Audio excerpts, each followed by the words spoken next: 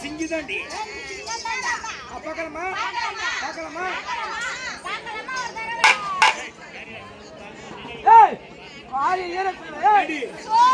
எப்படி அவன் பாரு முடிஞ்சா எனக்கு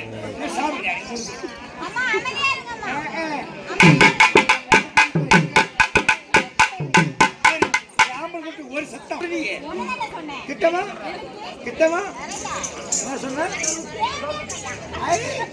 அப்படியே பாரு உன்னை பார்த்த மாதிரி இருக்குது சரி கேமரா உங்களை பிள்ளை 3 பேரு